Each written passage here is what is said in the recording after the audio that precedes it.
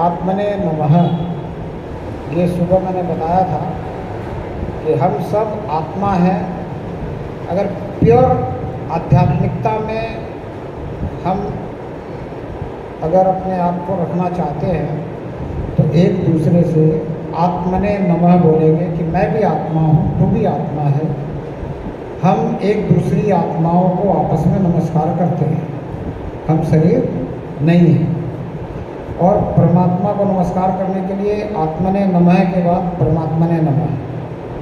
बाकी जो सामाजिक अपनी स्थिति परिस्थिति है उसके हिसाब से हम जो भी कुछ बोलते हैं अभिवादन के लिए वो ठीक है, पर पूर्णतः अगर हमें आध्यात्मिकता में डूबना है, हमें जीवन को सफल और सार्थक बनाना है तो आत्मने नमः परमात्मने नमः। इससे हमें हमेशा याद रहेगा कि मैं भी आत्मा हूँ और सामने वाले भी आत्मा है। मैं इस आत्मा को नमस्कार कर रहा हूँ और सभी आत्माएं एक बराबर हैं।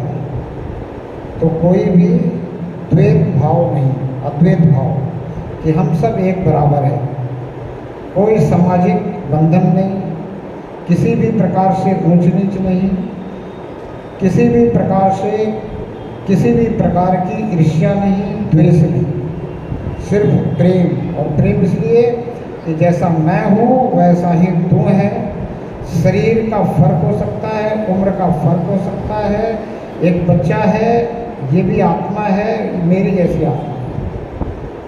शरीर का फर्क हो सकता है। बचपन में मैं था, बाद में भी मैं था, आज भी मैं हूँ। मेरा शरीर जो है वो ढलने के कगार पे है, पर मैं वैसे का वैसा ही हूँ, जैसे का तैसा हूँ। मैं ये जानने वाला हूँ कि मेरे शरीर में बचपना आया, जवानी आई, प्रौढ़ावस्था आई, बुढ़ापा आया। ठीक है, इसलिए प्योर अगर आध्यात्मिकता में डूबना चाहते हो तो आत्मने नमः परमात्मने नमः। और ये सबके लिए है। समाज से बात शुरू होती है, परिवार से शुरू होती है, स्वयं से शुरू होती है और राष्ट्र और समग्र सृष्टि तक ये बात पहुंचती है और पहुंच सकती है अगर हम पहुंचाना चाहें, प्रयास करें। सुबह वाली बात पे आपका क्या रिएक्शन है, क्या प्रश्न है, आप रखें। मुझे आपकी सभी बात बहुत अच्छी लगी। आपकी बात से मैं सहमत भी हूँ, लेकिन मेरा जो मत है वह आज की जो जनरेशन है उसको लेकर है। जो आपने बात कही थी कि जनसंख्या को बढ़ाते हुए 1-2 से अधिक पुत्र या पुत्री होना चाहिए, हर परिवार में होना चाहिए। इसको लेकर एक छोटा सा वो है कि कैसे हो सकता है जब जिसके 2 बच्चे हैं उनकी शादी करने में दिक्कत आ रही है हमारी समाज को, क्योंकि सभी की डिमांड हो चुकी है कि एक ही लड़का चाहिए, लड़की नहीं होना चाहिए। लड़की है तो दहेज चाहिए, या डिमांड्स कुछ ज़्यादा है, या बच्चे का जन्म हुआ है और खर्च इतने बढ़ जाते हैं कि कोई एक बच्चे की 2 बच्चे की भी ठीक से परवरिश कर ले तो बहुत बड़ी बात है। तो अधिक बच्चों की आज की जनरेशन को देखते हुए हम कैसे कल्पना कर सकते हैं कि हमको जनसंख्या हम बढ़ाएं, कैसे बढ़ाएं? बहुत अच्छी सोच है, सामाजिक सोच है और सबके लिए चिंतनीय विषय है, सबके लिए चिंता का विषय है। देखो, एक अभियान जो मैंने सुबह बताया था कि मारवाड़ी महासभा का अभियान है बेटी बढ़ाओ। इस अभियान के तहत मारवाड़ी महासभा का ये संकल्प है और ये बात मैं मारवाड़ी महासभा के महेश्री महेश जी राठी, जो मारवाड़ी महासभा के संस्थापक हैं और अध्यक्ष भी हैं, उनकी ओर से आप तक पहुंचा रहा हूं कि जिसके भी माहेश्वरी परिवार में एक के बाद दूसरी पुत्री होगी उसको 2 लाख रुपये वो नगद देते हैं। तीसरी होने पे डबल, चौथी होने पे उससे भी डबल। आगे और जैसे जैसे आप बढ़ाते चले जाएं, अगर आपके पुत्र नहीं हो रहा है तो पुत्र रत्न की प्राप्ति तक जितनी भी पुत्रियां हो, आपको कोई चिंता करने की ज़रूरत नहीं है। मारवाड़ी महासभा उसके लिए 2 लाख से तीसरे पे डबल, फिर ऐसे डबल डबल देते आपको चली जाती है। एक तो ये हो गया।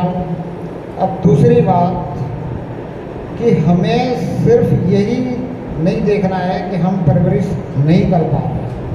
देखो, हमारे समाज में ही सबसे ज़्यादा भामाशाह हुए हैं। और हो रहे हैं, अभी भी हैं।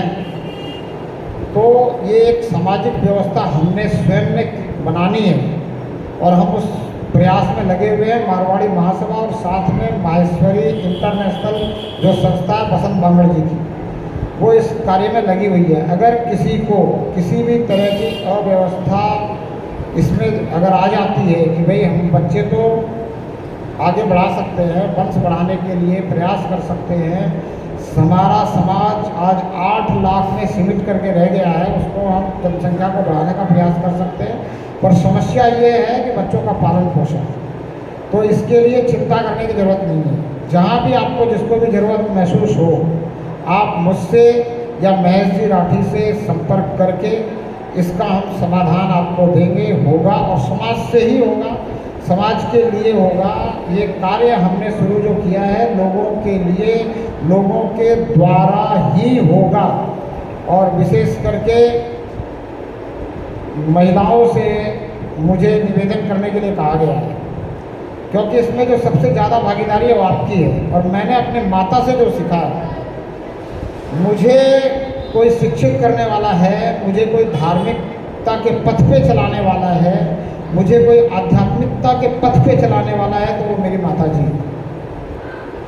और ये कार्य माताओं का ही होता है कि माताएं अपने पुत्र को 10 साल तक, कम से कम 10 साल की उम्र तक अपने हिसाब से उसके चरित्र का निर्माण कर सकती है, उसके अंदर नैतिकता का वातावरण, नैतिकता की छवि, नैतिकता की जो बुद्धि का विकास है वो दे सकती है।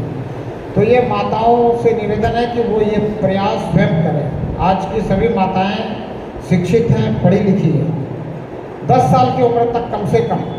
और 10 साल की उम्र तक इसलिए क्योंकि आप 10 साल की उम्र तक उसको समझा कर के, प्रेम से डांट कर, फटकार कर, 1-2 थप्पड़ लगा कर भी समझा सकते हैं। और जो आपने बात थप्पड़ लगा के समझाई है, शायद वो ज़्यादा ध्यान में रहेगी और वो समझ में रहेगी, और उसको मैं आशीर्वाद कहता हूँ। असल आशीर्वाद वही है। आशीर्वाद शब्द जो हमने पकड़ रखा है, उसमें जो वाद शब्द है, वाद विवाद, मेरी जहाँ भी आज चर्चा हुई मैंने इसको लिया अपने चर्चा में। वाद विवाद यानी वाद मतलब बात, विवाद यानी बहस। तो जो बात है, जिस बात का हमारे ऊपर असर हो जाए वो आशीर्वाद। हम आशीर्वाद को क्या समझते हैं कि किसी ने हमारे सर पे हाथ रख दिया और चमत्कारिक तरीके से हमारे अंदर कोई बिल्कुल बुद्धि या विद्या घुस जाएगी और हम विद्वता की तरफ अग्रसर हो जाएंगे, या किसी ने हमें आशीर्वाद दे दिया तो हमारे अंदर कोई बुद्धि में ऐसी बात आ जाएगी जिससे कि हम तुरंत दिन दूनी रात चौगुनी तरक्की करके धनवान बन जाएंगे। ऐसा कुछ होता नहीं है। लेकिन ये धंधा हमारे जैसे वेशधारियों के द्वारा किया जाता है और लोग कर रहे हैं। मैं इन सब बातों से आपको आगाह करने के लिए आया हूँ कि आशीर्वाद के चक्कर में ना पड़े। अगर मेरे जैसा व्यक्ति 1 महीने के अंदर 100 घरों में घूमता है, 500 व्यक्ति या 400 व्यक्ति मुझे मिल जाते हैं और सभी आशीर्वाद लेने के लिए कहते हैं और मैं कहता हूँ आशीर्वाद है, और उसके बाद अगर वो व्यक्ति इतना भावुक हो जाता है कि उन 400 व्यक्तियों में से अगर 4 व्यक्ति भी धन प्राप्त कर लेते हैं तो उनको ऐसा लगता है कि मैंने उन्हें कुछ दे दिया। और वो क्या कहते हैं, बोला महाराज जी बस आपकी कृपा है, आपने आशीर्वाद जो दिया उसी दिन से हमेशा जिस काम में भी हाथ डाला वो काम सफल हो गया। अब मैं उनसे फिर ये पूछना चाहता हूँ कि आप 4 लोगों का काम सफल हो गया, बाकी जो 396 थे उनको भी तो पता करो उनका क्या हुआ। अगर मेरा आशीर्वाद से कुछ हो रहा है तो 400 के 400 को होना चाहिए। ये 4 को ही क्यों? ये मैं कहता हूँ बिल्ली के भाग से छीका टूट गया, इसलिए 396 को कुछ नहीं मिला। अब वो क्या कहते हैं कि हमारी किस्मत में नहीं है इसलिए नहीं मिला। वो मुझे मारने नहीं आते, वो मुझसे बहस करने नहीं आते, वो मुझसे लड़ने नहीं आते, इसलिए बड़ा आसान है आशीर्वाद दे के निकल लो। उसमें से 2-4 लोगों को फ़ायदा हो गया तो वो मुझे बहुत कुछ दे देंगे, मेरे पास भी गाड़ी बहुत बड़ी वाली आ जाएगी, मेरा भी आश्रम बहुत बड़ा बन जाएगा, सब कुछ हो जाएगा। वो 396 लोग मुझे पूछने नहीं आ रहे। अब मैं ये कहता हूँ कि अगर वो 396 लोगों को उनकी किस्मत के कारण कुछ नहीं मिला, तो आप 4 लोगों को जो मिला है वो आपकी किस्मत के कारण मिला है। उसमें मेरे आशीर्वाद का कोई फंडा है ही नहीं। तो जब मेरे आशीर्वाद का कोई फंडा नहीं है तो किसी के आशीर्वाद का कोई फंडा नहीं। मैं तो किसी के आशीर्वाद का फंडा जब मांगूँ, अगर वो 400 लोगों को आशीर्वाद दे, उसमें से 200 पास हो जाए, 50%, क्योंकि साइंस जो है, विज्ञान जो है, वो 50% तो पास है। जब तक कोई मेडिसिन 50% लोगों पर कारगर नहीं होती, तब तक जो है उस मेडिसिन को मार्केट में नहीं उतारा जाता। तो कम से कम आपके आशीर्वाद से अगर कुछ हो रहा है तो 50% तो होना चाहिए। अब बिल्ली के भाग से अगर छीका टूट गया, अगर सूत आई का सौदा है, 4 आदमी को सूत आ गई, 396 को नहीं आई, और मैं कहूँ कि मेरे आशीर्वाद से कुछ हो रहा है, तो ये गलत है। और इन्हीं गलतियों के कारण सनातन के आगे जो भी कुछ ये धर्म पड़े हैं, वो जो निकले हैं, वो इसी कारण निकले हैं। क्यों? उन्हें समझ में आया कि यहाँ ये बीमारी है और इस बीमारी का इलाज ये है कि इससे अलग हो जाओ। क्यों? बहुत बड़ा एक समुदाय है, झूठ के पीछे मूर्खों का झुंड रहता है और सत्य अकेला चलता है। तो कोई अकेला हो गया, उसके पीछे कुछ लोग लग गए, तमाम प्रकार के हम जिन्हें तथाकथित धर्म कहते हैं वो बन गए। और मैं इन तथाकथित धर्मों को अधर्मियों का गैंग कहता हूँ, क्योंकि ये धर्म नहीं है। धर्म में लड़ना नहीं होता है, लड़ना नहीं सिखाया जाता है, और ये लड़ना सिखा रहे हैं। अगर कोई लड़ना सिखा रहा है तो वो धर्म नहीं है। ठीक है, ये सारी बातें जो है मैं निकाल के जो लाया हूँ, वो बात आगे बढ़ गई। प्रश्न था सामाजिक चिंतन का कि ये सब कैसे हो, उसका मैंने जवाब दिया आपको कि ये प्रयास हमारा है, आप हमें अवगत कराएं। उसमें जो है हमारा जो प्रयास है वो सफलीभूत रहेगा, क्योंकि हमारा समाज ऐसा समाज है जो देने पे विश्वास करता है, लेने पे नहीं। पर मैं निवेदन करता हूँ कि हमारे समाज में अगर किसी भी तरह से किसी को लेने की ज़रूरत है तो वो पहले ले, खुद समृद्ध हो जाए, खड़ा हो जाए अपने पैरों पे, फिर वो भी दे दे। क्या दिक्कत है? हम ब्राह्मणों की तरह सिर्फ लेने की टेंडेंसी ना रखें कि हम लेते ही रहे, लेते ही रहे, लेते ही रहे, लेते ही रहे, देने की टेंडेंसी बनाए नहीं। हम लेने वाले बने रहे और देने वाले को कहते रहे कि सुपात्र को दान दो। बोले सुपात्र कौन है? तो बोले ब्राह्मण है। सुपात्र कौन है? तो बोला पंडित जी। बोला क्यों? बोला क्योंकि वो खानदान में पैदा हुआ है। अरे अब तुम करोड़पति हो गए, अरबोपति हो गए, फिर भी तुम लेने ही लग रहे हो, ये कोई तरीका नहीं है।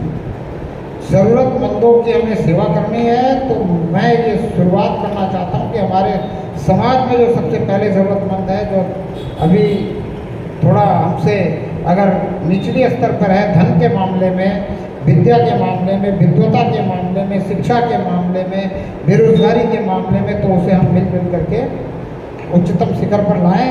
और फिर जहाँ हम उसे देंगे, जब लेने का समय आएगा तो उससे लेंगे। तो इसलिए शर्म की भी कोई बात नहीं है कि हम कैसे लेने में शर्म ना करो। आप देने के लिए तत्पर रहो, तैयार रहो कि जब मेरे पास होगा तो मैं इसे वापस दूंगा, और उससे ज़्यादा दूंगा समाज के लिए। और जब हम समाज हमारा समृद्ध होगा तो फिर क्या होगा? हम राष्ट्र के लिए देंगे। हम देते आए राष्ट्र के लिए, हमारे पूर्वज देते आए। हमारे पूर्वजों ने प्याऊ बनवाया, कोई बावड़ी बनवाई, कुएं खुदवाई। आज भी जो है सोमानी जी आए नहीं, अभी सोमानी जी फैक्ट्री में ले गए तो उन्होंने जो है अलग से स्पेशल एक टंकी ऊपर लगवाई हुई है। फैक्ट्री में पानी प्याऊ बना दिया है, सामने उनकी झुग्गियाँ हैं फैक्ट्री की, वो कहे उसके लिए हमने व्यवस्था कर दी। तो ये हमारे समाज के बच्चे के अंदर है, क्योंकि वो हमारे जीन में है, वो हमारे डीएनए में है।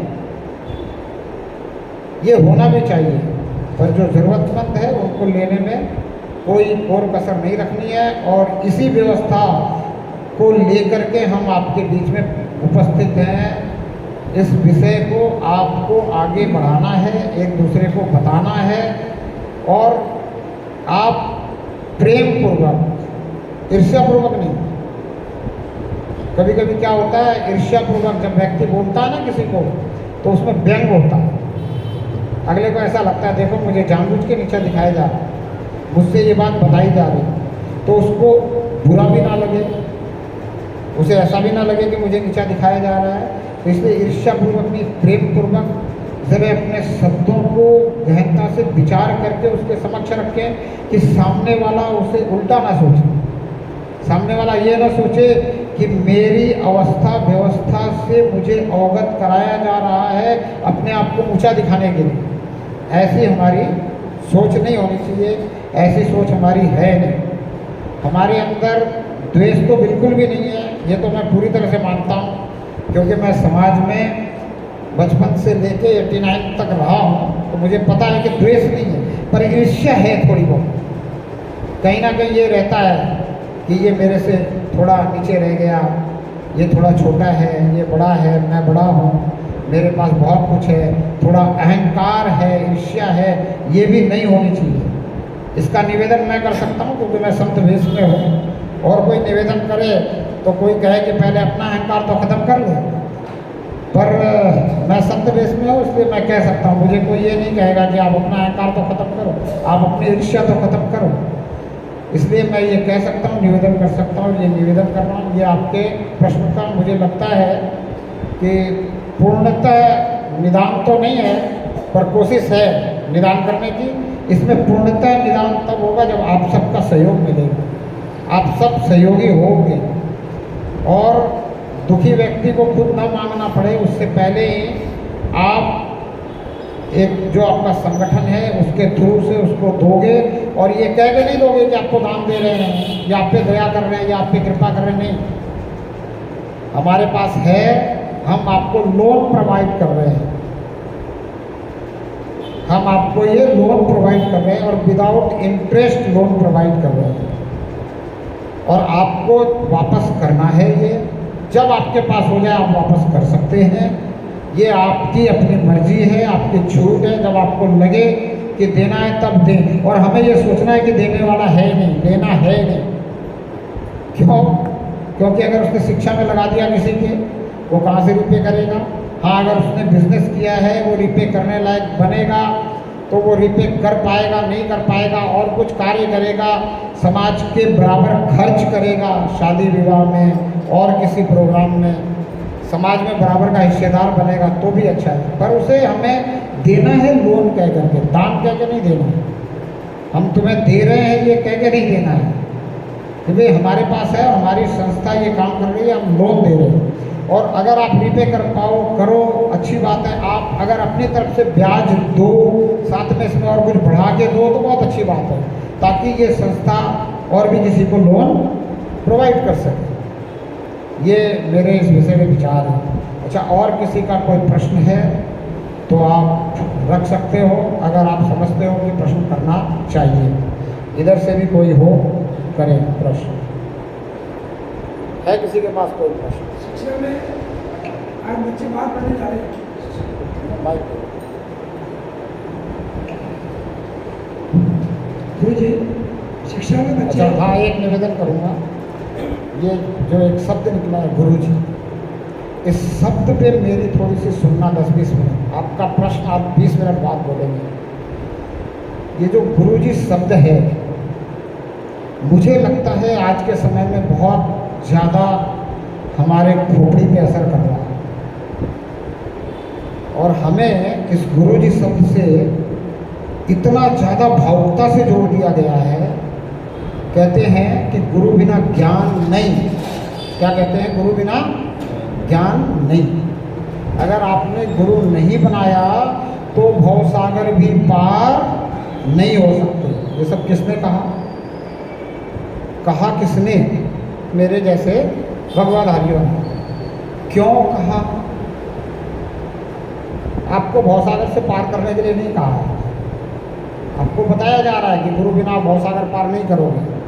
लेकिन मुझे माफ़ करना, अगर आपने किसी को गुरु बना रखा है और आपके दिल को अगर ठेस पहुँचे तो मैं उसके लिए क्षमा प्रार्थी हूँ। और अगर आपको बात अच्छी लगे कि हाँ बात अच्छी है, तो ये प्रभु कृपा समझना कि परमात्मा आप पे कृपा करके आपको कोई अच्छी राय दे रहा है। अगर आप सहमत हैं तो तो गुरु हम बना लेते हैं और हम समझते भवसागर से पार करेगा। भवसागर से पार होने का पहले तरीका बता देता हूँ, फिर बिंदु पे आ जाऊँगा। भवसागर से पार होने का मतलब क्या है कि जन्म मरण से छुटकारा हो जाना। किससे छुटकारा हो जाना? जन्म मरण से। अब जो शंकराचार्य हैं उनकी ही परिपाटी में हम भी हैं।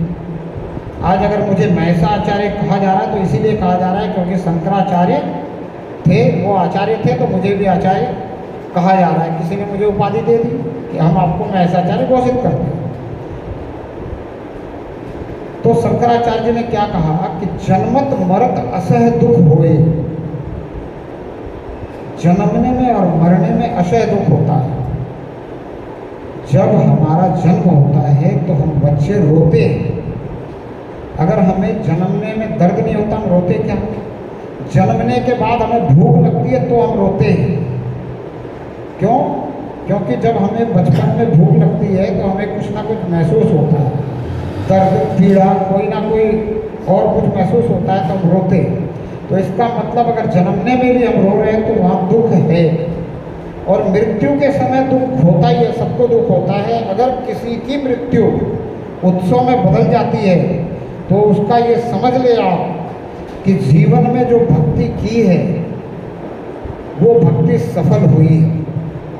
तो उसकी मृत्यु जो है वो उत्सव में बदली है और वो अपना समय, स्थान निर्धारित करके भी इस शरीर से बाहर निकल सकता है। यानी जिसको हम मृत्यु शब्द देते हैं वो उसके लिए छुटकारा होगा। किससे? इस शरीर रूपी बंधन से। आज हम बंधन में हैं शरीर के। शरीर पे हमारा कोई जोर नहीं है क्या? शरीर पे कोई हमारा जोर नहीं है। हम शरीर के बंधन में हैं। शरीर जैसा चाहता वैसा हमें करना पड़ता है इस शरीर के लिए। तो इस बंधन से मुक्ति उसी को होती है जो इस मृत्यु को उत्सव में बदल पाता है। इसके लिए जरूरी ये है कि मैं कौन हूँ ये समझना है सबसे पहले। तो संतों ने हमें समझाया कि तू शरीर नहीं है, तुझे शरीर यहीं छोड़ के जाना है। एक दिन उड़ जाना है, हंस अकेला उड़ जाएगा, शरीर यही रह जाएगा। और जिन जिन चीज़ों को तू कह रहा है कि ये मेरी है, मेरी है, मेरी है, मेरा पुत्र, मेरा पति, मेरी पुत्री, मेरा कुछ भी, वो सब फिर क्या कहेंगे? बोले इन शरीर को आप सद्गति प्रदान करना है, उठाइए, चलिए, इसकी व्यवस्था कीजिए। उस समय उस शरीर में मैं नहीं हूँ। जो हम कहते हैं ना, मैं, मेरा हाथ, क्या कहें, मेरे पूरे शरीर में दर्द हो रहा है। यानी मुझे दर्द नहीं हो रहा, मुझे आभास हो रहा है कि मेरे पूरे शरीर में दर्द हो रहा है। तो मैं जो हूँ, जिससे आभास हो रहा है कि शरीर में दर्द हो रहा है, ये मैं आत्मा हूँ, परमात्मा का अंश है। तो इस सवाल का जवाब कि मैं कौन हूँ, तो मैं आत्मा हूँ, जो मैंने पहले बताया। इसलिए कि हमें अगर हम बोलते आत्मने नमः तो ये ध्यान में रहता है कि मैं भी आत्मा हूँ, सामने वाला भी आत्मा है और मैं इस आत्मा को नमस्कार कर रहा हूँ। तो मैं आत्मा हूँ, मैं आत्मा परमात्मा का अंश हूँ। तो मुझे परमात्मा में पहुँचने से, परमात्मा में जाने से, परमात्मा में विलीन होने से, या यूँ कहें कि परमात्मा में मेरा गमन होने से ही ये जो कहते हैं भवसागर से पार होना, ये हो सकता है। जन्म मरण से छुटकारा हो सकता है, आवागमन से मुक्ति हो सकती है। तो इसके लिए जरूरी है कि हम परमात्मा को पहचानें और हर पल इस परमात्मा में हमारा ध्यान रहे और अंत समय में भी परमात्मा में ध्यान रहे। इसके लिए जरूरी है कि हमारे जो प्रेम है परमात्मा के प्रति वो बिना लालच के हो, बिना भय के हो। एक तो होता है भय के कारण हम प्रेम करते हैं। जैसे किसी ने कह दिया कि आपके घर में दरिद्रता क्यों है, आपके घर में बीमारी क्यों है? बोला हमारी जो कुलदेवी है आपकी, उसके आप भोग मार के आओ, कुलदेवी रुष्ट है। अब बताओ, मुझे समझ में नहीं आता वो मेरी कुल देवी है कि राक्षसनी है? राक्षसनियों का काम है रुष्ट होना, कुल देवी का काम नहीं है रुष्ट होना। ये हमें सिर्फ भ्रमित किया जा रहा है, ध्यान रखना इस बात। बिल्कुल, अगर मेरी बात से आप सहमत नहीं हो तो मुझे अवगत कराना, मुझे सलाह देना, मैं सलाह आपकी लूँगा, मानूंगा, आपसे मैं तर्क करूँगा, कुतर्क नहीं करूँगा, पर आपको समझाने की कोशिश करूँगा या मैं समझने की कोशिश करूँगा अगर आपकी बात सर्वोत्तम हुई तो। क्यों मुझे लगता है कि मेरी बात सर्वोत्तम है। कुल देवी राक्षसनी नहीं है, कुल देवता राक्षस नहीं है। कोई भी देवता वो देवता है देने के लिए है, इसलिए देवता है, लेवता नहीं है जो लेने के लिए इच्छा रखेगा और मेरे से रुष्ट होगा और मेरा कुछ बिगाड़ेगा। मेरा अगर कुछ बिगड़ता है तो मेरे प्रारब्ध के कारण, मेरे संचित कर्मों के कारण या मेरे क्रियमान कर्मों के कारण, मेरे आज के कर्मों के कारण।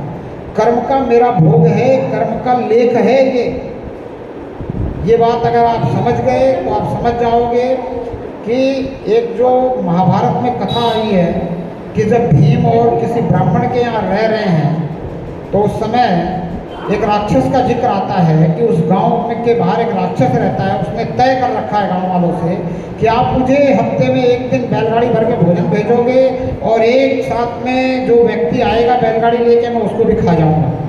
अगर इतना मुझे भेजते रहे तो मैं प्रसन्न रहूँगा, अन्यथा मैं आपके पूरे गांव को एक ही दिन में खा जाऊँगा।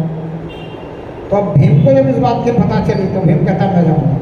कहानी बहुत अच्छी है। उन परिवार में इतना प्रेम था कि परिवार का हर व्यक्ति जाने को तैयार है, पर भीम कहता नहीं, आप लोगों को नहीं जाना। क्यों? क्योंकि हम आपके यहाँ रह रहे हैं, अपने में आश्रय दिया है, हमारे ऊपर आपका जो है वो कृपा का जो भी एक कृपा उतारने का अवसर है समझो, तो ये अवसर मैं खोना नहीं चाहता हूँ, मैं जाऊँगा लेकर के। और भीम वहाँ जाते हैं लेकर के भोजन, खुद ही सारा भोजन खा जाते हैं। राक्षस आता है, भीम राक्षस को भी मारते हैं। तो अगर राक्षस हैं तो हम उन्हें मारें, हमें भीम बनना है। और अगर कुल देवी हमारी देवता है, हमारी देवी है, हमें देने वाली है, तो वो हमें किसी भी तरह से कोई दुख पहुंचाने वाली नहीं है। इस भ्रम में ना पड़े। ये पुजारियों की गुलामी की दास्ता का एक उदाहरण है जिससे हमें छूटना है, हम छूटना चाहते हैं, जिससे जैनी छूट चुके हैं, बौद्ध छूट चुके हैं और भी बहुत से लोग छूट चुके हैं। इससे हमें छूटना ही होगा, क्योंकि भय का धंधा हो गया धर्म का धंधा, लालच का धंधा हो गया भ्रम का धंधा। आप जहाँ जाओ मंदिर मिलेंगे, मनोकामना मंदिर, इच्छा पूर्णी मंदिर, मतलब आपको लालच दिया जा रहा है कि आप मनोकामना करें, आप इच्छा करें, आप लालची बने। आपको स्कूटर मिला है तो आप सोचें कि कैसे कार मिलेगी, मोटरसाइकिल मिली है तो आप सोचें कैसे कार मिलेगी, कार मिली है तो कैसे हेलीकॉप्टर मिलेगी, उसकी इच्छा करें और मांगे। और जितने अभी तक आपने कथाएं सुनी होगी, संत महात्माओं को सुना होगा, अगर अच्छे संत महात्मा है तो उन्होंने ये कहा होगा कि परमात्मा से संसार की वस्तुएं नहीं मांगनी। अगर किसी ने ये कहा है कि भाई ये चीज़ चढ़ाने से संसार की ये वस्तु मिल जाएगी, ये चीज़ चढ़ाने से ये वस्तु मिल जाएगी, मैं उन्हें अच्छा संत नहीं मानता। अगर आप मानते हो तो आपको मुबारक हो, मैं आपको मना भी नहीं करता। क्यों? आपके लालच को मैं इतनी जल्दी नहीं तोड़ सकता। लालच में अंधे को सही गलत का पता भी नहीं चलता। और लालच बुरी बला है, और जब लालच ही बुरी बला है तो लालच में जो भी कुछ करोगे वो सही कैसे हो सकता है? सही तो हो ही नहीं सकता। चाहे लालच में आप कितनी पूजा कर लो, लालच में कितनी ही प्रार्थना कर लो, लालच में कितनी माला जप लो, मैं कभी नहीं कहूँगा कि आपने लालच में अगर परमात्मा को याद किया है तो अच्छा किया, अच्छा नहीं किया है। निष्काम भक्ति होनी चाहिए, कामना तो होनी नहीं चाहिए भक्ति में।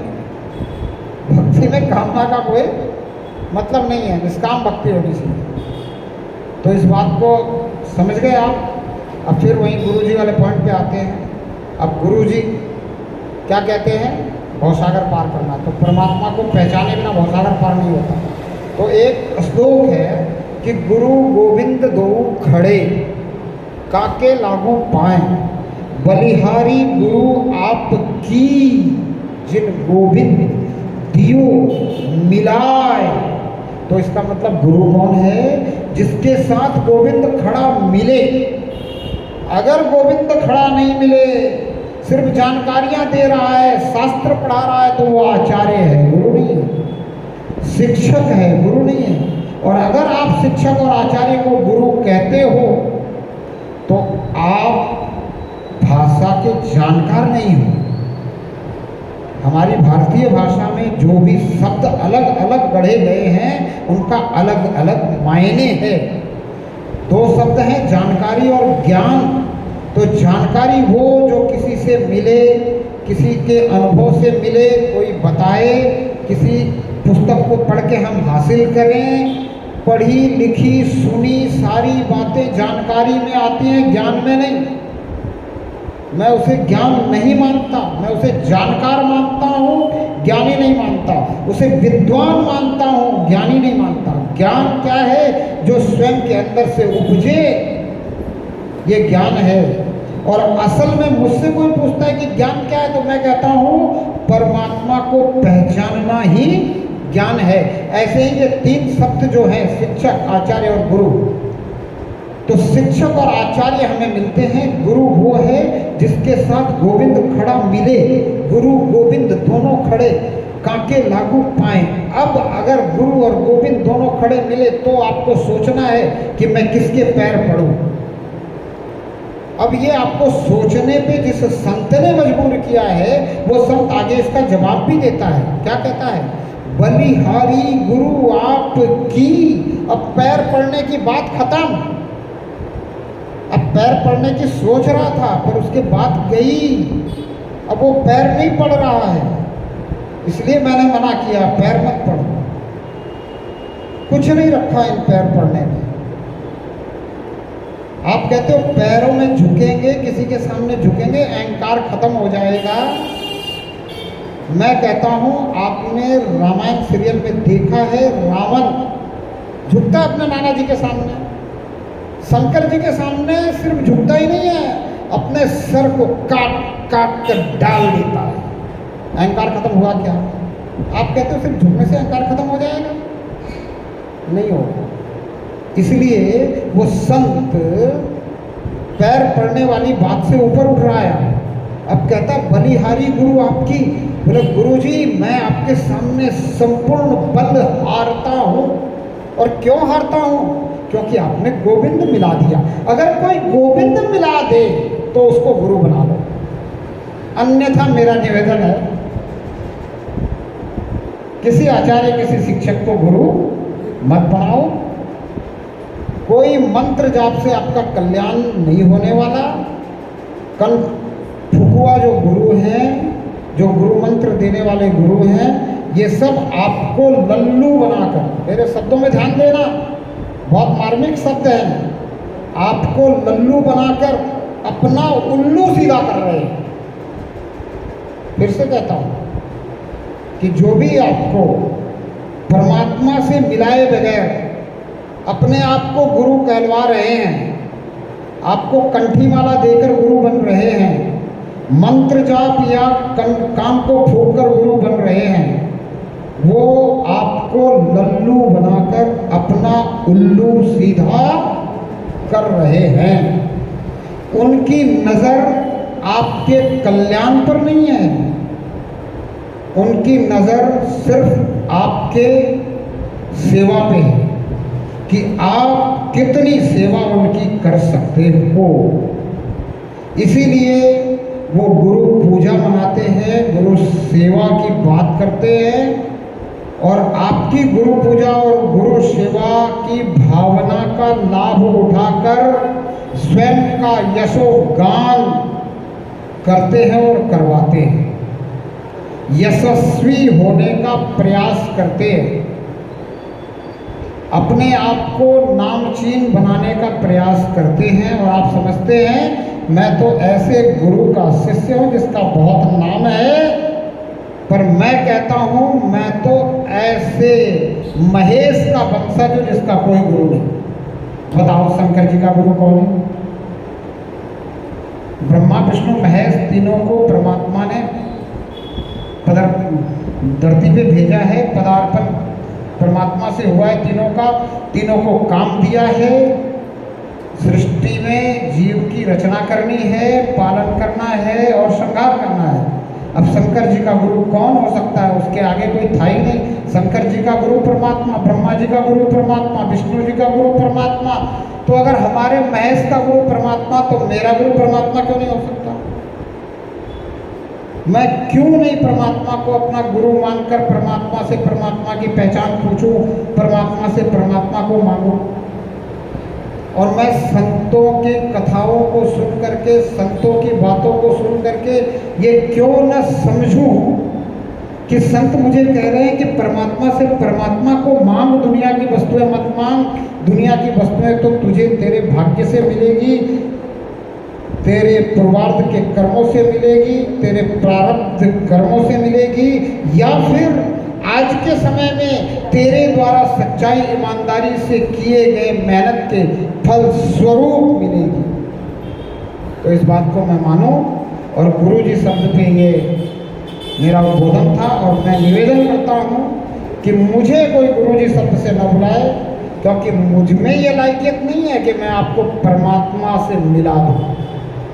परमात्मा तो आपको मिला हुआ है, परमात्मा तो आपके अंदर है, कण कण में है, रोम रोम में बस रहा है। दूसरा कौन मिलाएगा? मिले हुए को कौन मिलाएगा? शास्त्रों में लिखा है प्राप्तस्य प्राप्तम, यानी जो प्राप्त है इसको प्राप्त करना है। अब प्राप्तस्य प्राप्तम का अर्थ क्या होता है? मतलब कि परमात्मा मेरे रोम रोम में है, कण कण में है, सब जगह है, मेरे अंदर है, मैं परमात्मा में हूँ। तो मुझे परमात्मा से परमात्मा की पहचान पूछनी है कि हे प्रभु, तू मुझे सिर्फ ऐसी पहचान दे दे तेरी, जिससे कि मैं तुझे देख पाऊँ, क्योंकि तू है मेरे अंग संग। ये तो मुझे पता है, ये तो मैं मानता हूँ, ये तो मैं जानता हूँ, ये तो मेरा अनुभव है, ये तो मैंने अनुभव किया, आभास किया है कि तू मेरे अंग संग है। तो पूछने में कोई दिक्कत तो नहीं है?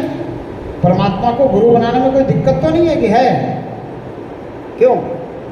कोई दिक्कत नहीं है। तो परमात्मा से परमात्मा की पहचान पूछेंगे, परमात्मा से बातें करेंगे। संतों ने कहा है कि जब आप अकेले रहो तो परमात्मा से बातें करो, और जब आप दो हो जाओ तो परमात्मा की बातें करो। पर मैं देख रहा हूँ कि आप 11-12 हो गए, लेकिन काफ़ी देर तक बैठे रहे, बातें और सब होती रही, पर परमात्मा की बात तो हुई नहीं हो। और यहाँ संत कहते हैं कि जब अकेले रहो तो परमात्मा से बात करो, और जब 1 से 2 हो जाओ, 2 शरीर वाले मिल जाएं, 2 आत्माएं मिल जाएं, तो परमात्मा की बात करो। अब हम यहाँ आए किसी संत का उद्बोधन सुने, प्रबोधन सुने, लेकिन हम वही फंसे हुए। तुलसी जी ने कहा है कि संत मिलन को जाइए, तज माया अभिमान। कैसे चलना है? माया का अभिमान छोड़ करके संत मिलन को आए हैं। काया साथ में लाए हैं, और काया का अभिमान है नहीं इसलिए आए हैं। जिसको काया का अभिमान है वो आएगा भी नहीं, जिसको काया का अभिमान है वो आएगा भी नहीं, और जो माया छोड़ नहीं सकता वो भी नहीं आएगा, वो माया में लिप्त है। तो संत मिलन को जाइए, तज माया अभिमान। अब आपने माया तो छोड़ दी, आगे काया साथ ले आए, पर माया का अभिमान भी छोड़ के आए। ये कह रहे हैं संत, माया छोड़ के आ गए, जो माया में लिप्त है वो आए नहीं, आप आ गए मतलब माया छोड़ आए। अब माया का अभिमान भी छोड़ के आइए। और जब आप संत के पास आ गए, माया छोड़ आए, माया का अभिमान छोड़ आए, काया साथ ले आए, तो दोनों काया मिल बैठे हो तो परमात्मा की बातें करो, और जब अकेले रहो तो परमात्मा से बातें करो। अब इसका एक मैं और उदाहरण देता हूँ, समय आपका ज़्यादा ले लिया, सवाल आपका रह गया, पर थोड़ा और लूँगा कि आप अपने जीवन में प्राथमिकता दे दो परमात्मा को याद करने को, परमात्मा को बात करने को, बाकी सब काम को सेकंड लाइन पे ले। आप आज तक आपने क्या कर रखा है? दुनियावी सारे काम फर्स्ट लाइन पे है, परमात्मा को याद करना सेकंड लाइन पे है। इसलिए कहते हैं सुबह याद कर लिया, फिर शाम को कर लेंगे, बीच में कभी याद आया तो याद कर लिया, ये तो कोई बात नहीं। और फिर संतों ने भी आपको कह दिया, बोला चलो छूट है, घड़ी आधी में बुनियाद, तुलसी संगत साधु की कटी कोटे अपराध। लेकिन संत ने कहा साधु की संगत आप हमेशा नहीं कर सकते। थोड़ी सी भी साधु की संगत कर ली तो आपके अपराध कट जाएंगे। क्यों कट जाएंगे? क्योंकि साधु आपसे मिलेगा तो कहेगा माफी मांग ले परमात्मा से, माफ करने के लिए तैयार है, दयालु है, कृपालु है, क्षमावान है, दयावान है। तो बोला अपने कर्मों की माफी मांग ले परमात्मा से, तो आपकी अपराध कट जाएंगे। पर आपने साधु को परमात्मा समझ लिया, ये गड़बड़ हो गया। परमात्मा से तो हर टाइम संग करना है, परमात्मा को घड़ी आधी घड़ी नहीं याद करना। अब उसी बात को बोल करके हमारे संत कहने लगे आजकल, बोला सुबह याद कर लो, शाम को याद कर लो, आरती कर लो, पूजा कर लो, बस बहुत हो गया। और मुस्लिम कहने लगे 5 टाइम की नमाज पढ़ लो, बहुत हो गया। 5 टाइम की नमाज से कुछ नहीं होना, 2 टाइम करने से, 3 टाइम करने से कुछ नहीं होना। तुम तो फर्स्ट प्रेफरेंस दे दो परमात्मा को याद करते हुए, बाकी दुनिया के सारे काम करो, इसको सेकंड प्रेफरेंस दे दो। आज तुमने उल्टा कर रखा है, दुनिया के सारे काम को हमेशा याद रखते हो, परमात्मा को कभी कभी याद रखते हो। दुनिया के सारे काम पहले करते हो, ये काम करना है, वो काम करना है, फटाफट आरती पूजा करो, आरती पूजा करते हुए यही ध्यान में रहता है कि भाई आरती पूजा फटाफट हो जाए तो फिर जाके ये काम करना है। सिर्फ शरीर से एक्शन हो रहा है, बुद्धि से पूजा हो रही है, मन कहीं और लगा हुआ है। पूजा पाठ कर रहे हैं, बुद्धि यहाँ लगा रखा है, विवेक यहाँ लगा रखा है, शरीर यहाँ लगा रखा है, लेकिन मन कह रहा है कि फटाफट पूजा पाठ हो जाए, फटाफट मंदिर जाऊँ, फटाफट आरती कर लूँ, फिर फटाफट ये भी काम करना है। मन परमात्मा में नहीं लगा है। और संत कहते हैं जब तक मन नहीं जुड़ता परमात्मा से तब तक बात नहीं बनती। मन को जोड़ना, और मन को जोड़ने का सिर्फ इतना ही करना है कि फर्स्ट प्रेफरेंस परमात्मा को याद करने को दे दो और प्रार्थना शुरू कर दो। ये मुझे राम सुखदास जी की बात बहुत अच्छी लगती है कि अगर स्वकल्याण चाहते हो तो शरणागत होकर अकर्तापन के भाव में प्रार्थना शुरू कर दो कि हे प्रभु मुझे माफ कर, अपनी शरण में ले ले, जो तू चाहता वो करवा ले इस शरीर रूपी साधन से, और मुझे ऐसी दृष्टि दे दे, मुझे ऐसी दृष्टि दे दे कि मैं इस शरीर से होते हुए को देखता रहूं, बिना लेकिन किंतु परंतु किए बिगाए। क्योंकि अब तू करवा रहा, अब जो तू करवा रहा तो सबसे अच्छा करवाएगा, और जब तू सबसे अच्छा करवा रहा है तो मुझे लेकिन किंतु परंतु करने की जरूरत क्या है, चिंता करने की जरूरत क्या है, मुझे सोचने की जरूरत क्या है, विचार करने की जरूरत क्या है। अब तो मेरा सिर्फ एक ही काम रह गया है कि मैं तुझसे प्रार्थना ही करता रहूं, और प्रार्थना में भी ये प्रार्थना करूं कि हे प्रभु मुझे क्षमा कर, अपनी शरण में ले ले, इस शरीर रूपी साधन से जो तू चाहता है वो करवा ले, मुझे ऐसी दृष्टि दे कि मैं देखता रहूं बिना लेकिन किंतु परंतु किए बगैर, और हर पल तुझे निहारता। ऐसी दृष्टि दे कि तू मेरे लिए दृश्यमान हो जाए, मुझे तुझे और किसी रूप में निहारने की जरूरत ना पड़े।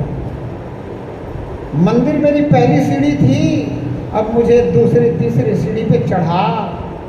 कब तक पहली सीढ़ी पे अटका के रखेगा? कब तक मैं तुझे किसी किसी रूप में मानते रहूं? तू एक है, कब तक मैं तुझे 10 रूपों में पूछते रहूं?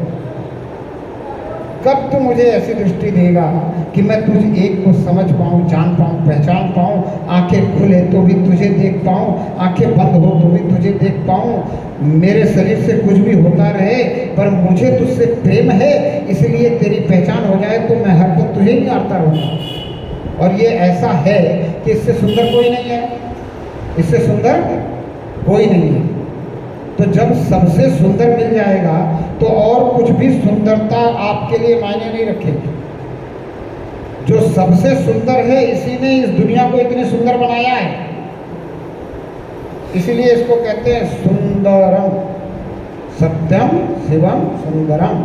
ये सत्य है और ये शिव है। शिव यानी ये कभी 100 रूप में नहीं आने वाला, ये कभी लाश नहीं बनने वाला, ये कभी अचेतन नहीं होने वाला, ये महाचेतन हमेशा महाचेतन ही रहता है। हम चेतन जीव लाश रूप में परिवर्तित हो जाते हैं, हाथी से लेके चींटी तक सब जीव है, इसलिए कहते हैं जीव हत्या पाप है। ये एक एक शब्दों को मार्मिकता से समझना पड़ेगा, नहीं तो आपको लोग जीव शब्द में भी भरमा देते हैं, आत्मा शब्द में भरमा देते हैं, परमात्मा शब्द में भरमा देते हैं। कोई कहता आत्मा ही परमात्मा है, कोई कहता आत्मा सो परमात्मा। अरे नहीं, परमात्मा का अंश हूँ तो परमात्मा जैसी हूँ, पर परमात्मा विशाल है, मैं सूक्ष्म हूँ। सागर की बूंद है तो बूंद सागर के जैसी है, वो खारा है तो ये भी खारा होगा बूंद। जो तत्व उसमें है वो तत्व इसमें होंगे। तत्वतः बूंद और समुद्र का जल एक बराबर होगा, पर बूंद समुद्र नहीं हो सकती और समुद्र को बूंद नहीं कह सकते। इसलिए परमात्मा की अंश अगर आत्मा है तो आत्मा परमात्मा नहीं हो सकती और परमात्मा आत्मा नहीं हो सकती। अब अगर इसको और किसी शब्द से हम इंगित करते हैं तो ये भी कहा गया कि अहम ब्रह्मास्मि, मैं ब्रह्म हूँ। अरे मैं ब्रह्म हूँ तो परम ब्रह्म का अंश हूँ। मैं ब्रह्म परम ब्रह्म का अंश, यानी ब्रह्म क्या है? आत्मा का पर्यायवाची शब्द।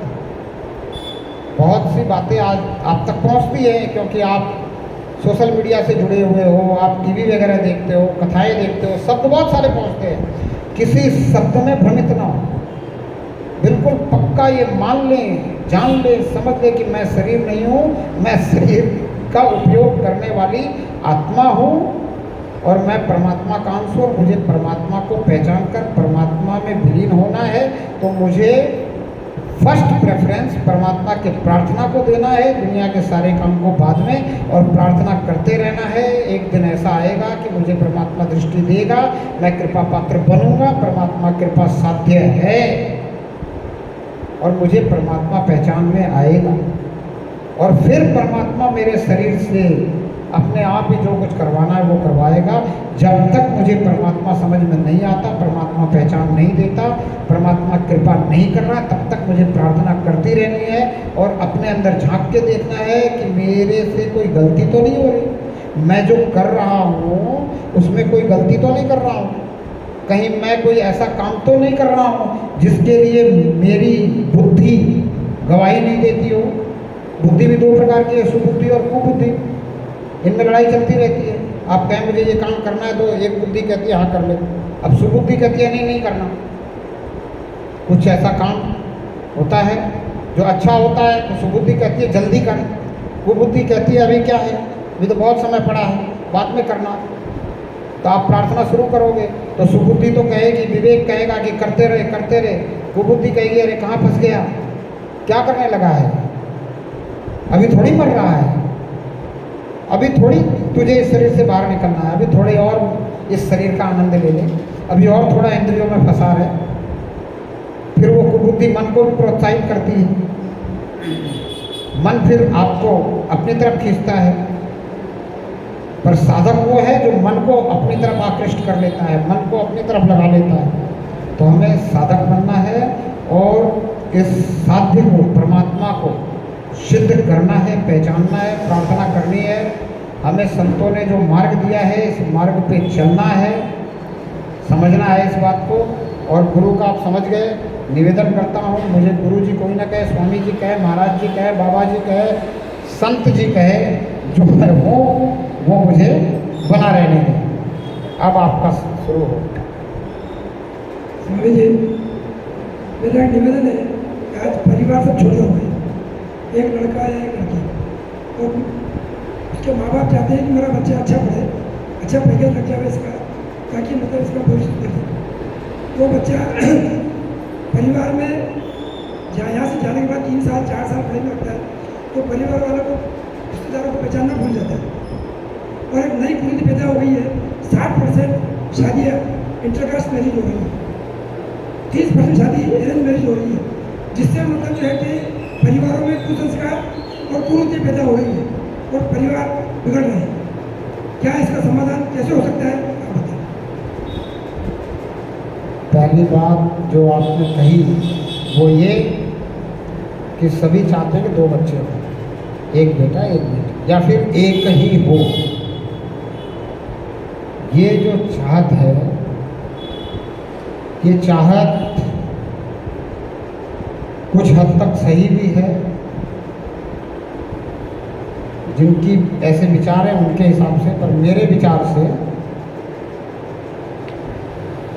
बढ़ाना चाहिए, बढ़ना चाहिए, जब तक सरकार उनको भी नहीं रोक दे जो बढ़ा रहे हैं।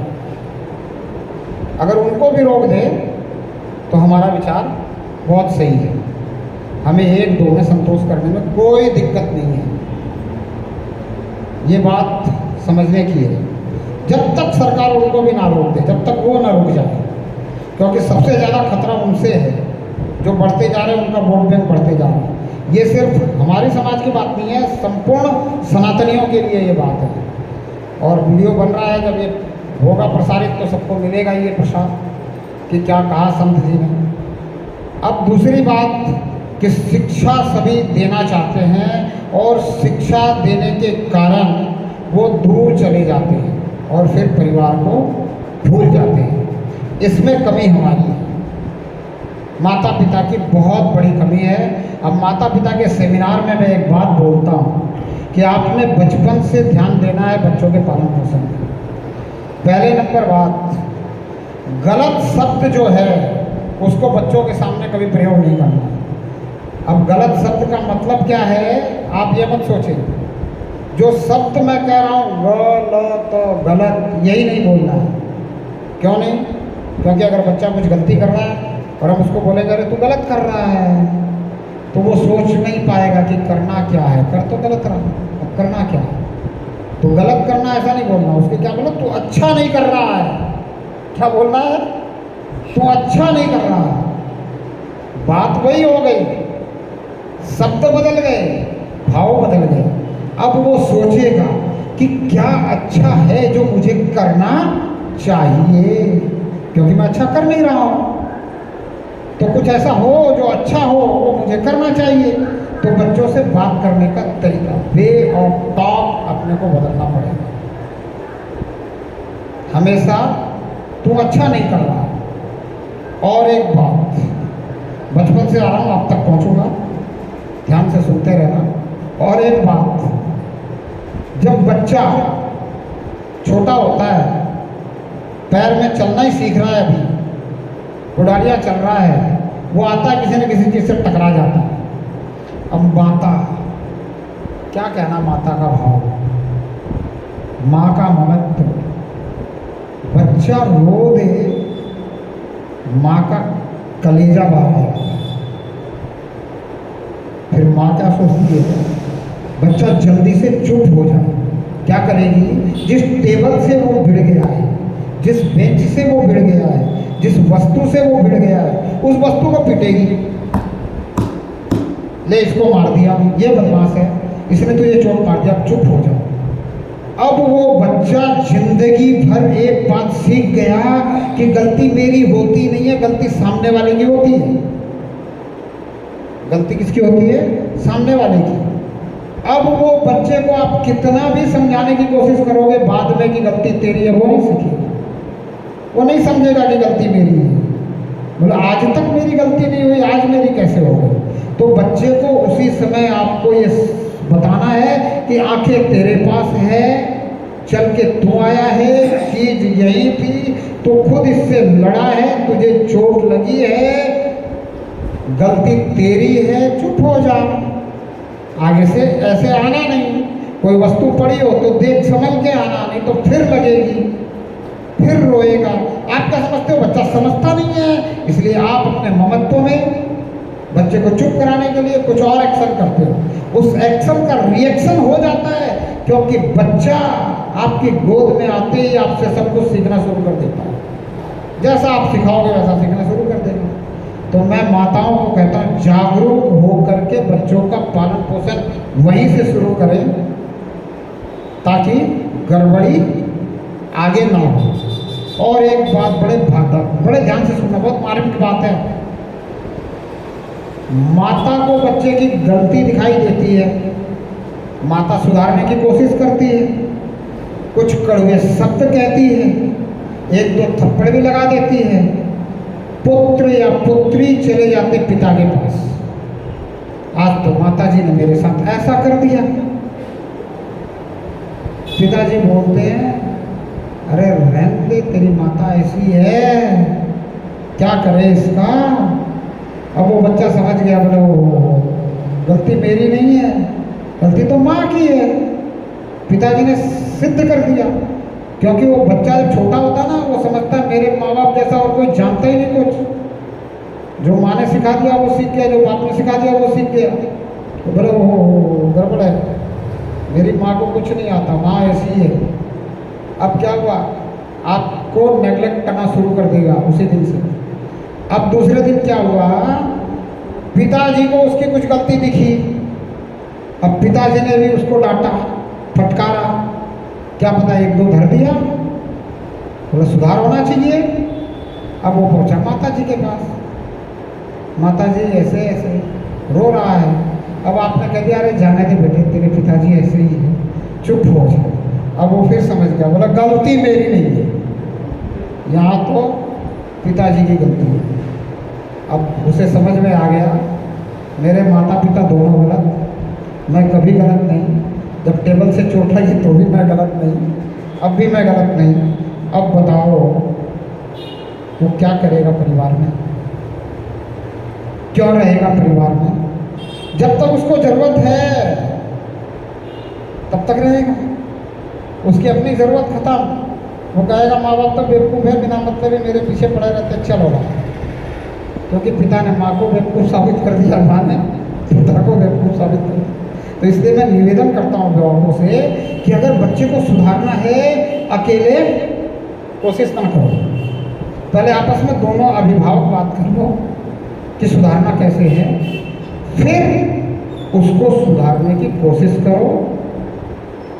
गुस्सा आने मत दो, गुस्सा करने का नाटक करो बच्चे के सामने। ये जीवन रंगमंच पे आप खड़े हो, इस रंगमंच पे, इस प्लेटफॉर्म पे आपको नाटक करना है। बच्चों को सुधारने के लिए नाटक करो, गुस्सा आने मत दो।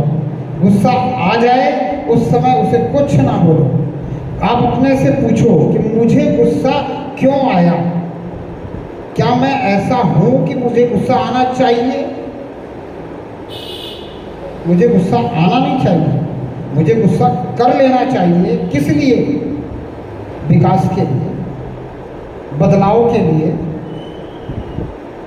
बच्चे के अंदर सुधार के लिए गुस्सा करने से सुधार होना चाहिए। तो गुस्सा नाटक के रूप में करोगे तो सुधार होगा। और अगर गुस्सा आपको आ जाएगा, आपको पता ही नहीं क्यों आया, कैसे आया, क्यों कर रहा हूँ, किस कारण कर रहा हूँ, तो क्या होगा? विनाश होगा। तो ऐसे क्रोध को ना करो, ना आने दो।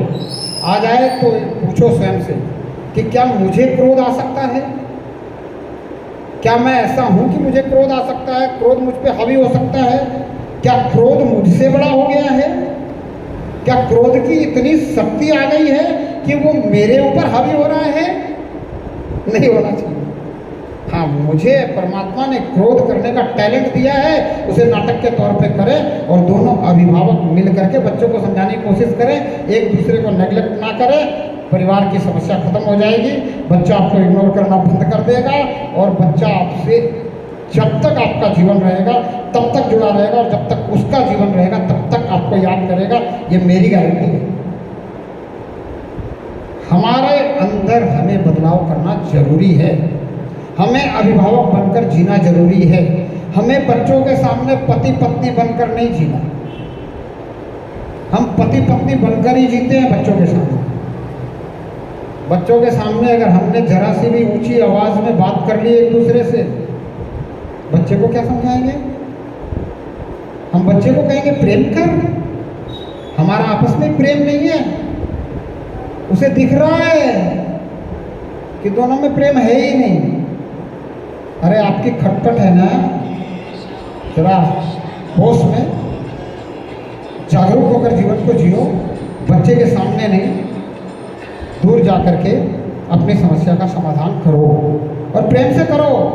समस्या का समाधान लड़ने से नहीं होता, ऊंची आवाज़ों से नहीं होता। ऊंची आवाज़ों से तो दुनिया में भी लड़ाइयाँ ही होती हैं, समाधान तो प्रेम से ही होता है। समाधान चाहिए तो प्रेम करना पड़ेगा, प्रेम सीखना पड़ेगा, प्रेम का नाटक भी करना पड़ेगा। तो समाधान के लिए प्रेम करें और बच्चे के सामने करें। पर मैं निवेदन करता हूँ, मैं संत हूँ, मुझे बोलना नहीं चाहिए, फिर भी मैं कहे जाता हूँ क्योंकि मैं संत हूँ, अपने लिए सामाजिक संत हूँ आपके लिए, और मैं आपका मार्गदर्शक हूँ। और मार्गदर्शक को गुरु नहीं कहना, ये भी एक भ्रम है। लोग कहते हैं मार्गदर्शक गुरु होता है, मार्गदर्शक तो गाइड होता है। जब हमें कहीं जाना हो और हमें पता है कि हमारी मंजिल है, रास्ते का नहीं पता हो, तो हम गाइड लेते हैं कि नहीं लेते? साथ में गाइड बिठा लेते हैं ना। तो गाइड को कभी गुरु कहते हैं क्या? नहीं कहते। तो मार्गदर्शक तो गाइड होता है, गुरु नहीं होता। लेकिन यहाँ हमें भरमा दिया गया, मतलब मार्गदर्शक ही गुरु होता है। बहुत अच्छी बात निकल के आई। तो मैं ये बात आपसे कहता हूँ कि आप प्रेम तो करते हो बंद कमरे में। सही बोल रहा हूँ गलत बोल रहा हूँ? सही बोल रहा हूँ तो समर्थन तो करो भी। सही बोल रहा हूँ गलत बोल रहा हूँ? प्रेम तो करते हो बंद कमरे में, लड़ाई करते हो खुले में, बच्चों के सामने, परिवार के सामने, लोगों के सामने। आप क्या दिखाना चाहते हो? किसको क्या समझाना चाहते हो? क्या आपके बच्चों को प्रभाव पड़ेगा? कैसे बनेंगे आपके बच्चे? आप बच्चों को दोष देते हो, बच्चा ऐसा बन गया, बच्चा मुझे देख के बना है। मैं घर में बैठा था, कोई मुझसे मिलने आ गया, मैंने बच्चे को कह दिया जा बेटा बोलते नहीं है। बच्चा झूठ बोलना ही सीखेगा। कैसे सच बोलना सीखेगा? मैंने उसे झूठ की पहली लाइन पढ़ा दी कि जा बेटा कह दे नहीं है। फिर हम कहते बच्चा बिगड़ा है। बच्चा नहीं बिगड़ा, बच्चे ने तो आपका अनुकरण किया, बिगड़े हुए तो आप हो, माफ करना। कभी आप बुरा मान जाओ और कभी अगली बार स्वामी जी को बुलाना ही नहीं।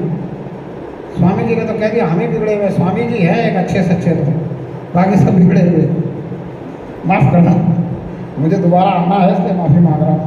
मांगने भी चाहिए, माफ़ी मांगने से कुछ घटता नहीं है। तो समझो बात, ये समझने वाली बात है, ठीक है? आ गई बात समझ में? अब इसको आप कन्वे करेंगे एक दूसरे को। जितनी भी बात आपको समझ में आई है आप एक दूसरे को बताएंगे। होता क्या है मैं बताता हूँ। जब आप अपनी समझी हुई बात को दूसरों को बताते हैं तो आपको ज़्यादा समझ में आती है। हम क्या करते हैं, जो बच्चा अगर इंटेलिजेंट है तो उसको कहते हैं अपने भाई को पढ़ा, बड़े भाई को कहते हैं छोटे भाई को पढ़ा, बड़ी बहन को कहते हैं छोटे भाई को पढ़ा, बड़े भाई को कहते हैं छोटी बहन को पढ़ा। क्यों कहते हैं? क्योंकि उसका रिवीजन हो जाएगा, वो और ज़्यादा इंटेलिजेंट हो जाएगा और उसका भी काम चल जाएगा। तो अब मैंने जो आपको बात बताई है, अगर आपको अच्छी लगी है तो आप दूसरे को बताएंगे तो आपका रिवीजन हो जाएगा, आपके अंदर ये बात घुस जाएगी, पक्की हो जाएगी ये बात आपके लिए और दूसरे तक पहुंच जाएगी। अगर दूसरे को अच्छी लगी उससे भी निवेदन करें, वो तेरे समझ में आई, तुझे अच्छी लगी, तीसरे को बताओ ताकि तेरे भी दिमाग में ये बात घुस जाए। जितना ज़्यादा रिवीजन होगा दिमाग में बात घुसेगी। इसलिए कहते हैं अकेले हो तो परमात्मा से बातें करो का मतलब परमात्मा से प्रार्थना करते रहो, और जब दो हो जाओ तो परमात्मा की बातें करो ताकि परमात्मा सतत याद रहे। क्योंकि ज़्यादा क्या होता है, अकेले रहें तो परमात्मा याद भी रहे, तो दो होने के बाद में जब बातें शुरू होती है ना तो फिर परमात्मा कहीं और ही ढलक जाता है, फिर परमात्मा ध्यान में नहीं आता। इसलिए संतों ने आगाह किया है कि दुनिया का काम तो ऐसे ही चलते रहेगा, प्रारब्ध का सबको मिलता रहेगा, अपनी मेहनत का सबको मिलता रहेगा, समय से पहले और किस्मत से ज़्यादा आपको आपकी सच्चाई ईमानदारी से की गई मेहनत के अनुसार मिल जाएगा। परमात्मा कर्मों का फल देता है। सिर्फ इतनी सी बात बताने के लिए कृष्ण ने इतनी बड़ी गीता 18 अध्याय की इतने श्लोक लिख डाले। क्या है गीता का ज्ञान? जैसा कर्म करेगा वैसा फल देगा भगवान, यही है गीता का ज्ञान। तो कर्म करने से तुझे फल मिलेगा, इसकी ज़्यादा चिंता करने की जरूरत नहीं, इस पर वार्ता करने की जरूरत नहीं है। अपने कर्म को बना ले ऐसा कि परमात्मा के लिए प्रार्थना होती रहे। इस कर्म का फल बहुत ऊंचा मिलने वाला है, परमात्मा की पहचान भी मिल सकती है, ऐसी दृष्टि मिल सकती है, ये दृश्यमान हो सकता है परमात्मा। इसमें आपका हर पल ध्यान रह सकता है। मृत्यु के समय यानी इस शरीर से निकलते हुए आपका ध्यान परमात्मा पे रहा तो परमात्मा में गमन हो सकता है, आवागमन से छुटकारा हो सकता है। परमात्मा के सामर्थ्य पे शंका ना करें, परमात्मा सामर्थ्यवान है आपको दृष्टि देने में, है कि नहीं? परमात्मा सामर्थ्यवान है कि नहीं? परमात्मा के सामर्थ्य पर शंका ना करें। परमात्मा से ऐसी दृष्टि मांगे कि हे प्रभु, इन चर्म चक्षुओं से तो दिखता नहीं, तो तू मुझे ऐसी दृष्टि दे, मैं आत्मा, मुझे आत्मा को ऐसी दृष्टि दे, यानी आत्मिक दृष्टि प्रदान कर, जिससे कि शरीर के सोने के बाद भी, शरीर को सुलाकर भी मैं तुझे देखता रहूं, मैं तुझे निहारता रहूं। अगर सोए हुए शरीर से भी मुझे तू निकाले तो ध्यान तुझ में ही रहे, क्योंकि मैं तुझे पहचानता रहूँगा ना। जब मुझे आत्मिक दृष्टि मिल जाएगी, मुझे आत्मा को दृष्टि मिल जाएगी। तो ये मेरा प्रयास है आप तक बात पहुंचाने का। 2 सवाल थे, दोनों सवालों का अगर सही जवाब मिला हो तो इसे आप अपने जीवन में अप्लाई करेंगे और कोई अच्छी बात बन गई, परमात्मा का धन्यवाद करेंगे। परमात्मा की कृपा है, मुझे यहाँ तक भेजा है, मेरे श्रीमुख से कुछ निकलवाया है, आप तक पहुँचाया है। आप पर भी परमात्मा की बहुत बड़ी कृपा है, परमात्मा का धन्यवाद करेंगे। अगर कोई बात ऐसी जो आपको अगर बुरी लगी हो, आपके दिल को दुख पहुँचा हो, मुझे क्षमा करेंगे। वो मेरी अपनी हो सकती है, क्योंकि परमात्मा जो करवाता है वो अच्छा करवाता है। बुरा करने वाला तो मैं हूँ, बुरा जो देखकर मैं चला, बुरा न मिलिया कोई, जो दिल खोजा अपना, मुझसे बुरा न कोई। बुरा करने वाला तो मैं ही हूँ, ठीक है। और माफ़ी क्यों मांगता हूँ? दूसरे का दिल दुखाना ही पाप है, झूठ बोलना ही पाप है, बाकी कुछ भी पाप पुण्य नहीं है। बार बार मैं ये अपनी बात में कहता हूँ कि व्यास जी के 18 पुराणों को लिखने का कारण सिर्फ इतना ही है कि वो 2 बात आपको बताना चाहते हैं। अष्टादश पुराणेषु व्यासस्य द्विवचनम परोपकाराय पुण्याय पापाय पर पीड़नम। दूसरे को दुख देना सबसे बड़ा पाप है, दूसरे के लिए उपकार करना सबसे बड़ा पुण्य है। इन्हीं शब्दों के साथ में आपसे मैं क्षमा प्रार्थी हूँ और आपका तहे दिल से आभारी हूँ मैं कि आपको निवेदन किया था कि आप चुनरी की साड़ी में आए, आप कहीं आए हैं और आपकी संख्या सुबह से बढ़ी है और इनकी संख्या सुबह से घटी है। इनसे प्रार्थना है कि एक दूसरे को जो है जागृत करें, एक दूसरे को इस प्रकार से प्रेम के बंधन में बांध ले कि आपके प्रेम में बंधा हुआ वो खींचा चला आए। आपके प्रेम के डोर में इतनी ताकत होनी चाहिए। और ये निवेदन आपसे भी करूँगा कि आपकी जहाँ संख्या सुबह से बढ़ी है, ये और भी बढ़ सकती है अगर आप भी प्रेममय हो जाओ, प्रेम से किसी को खींच के लाओ।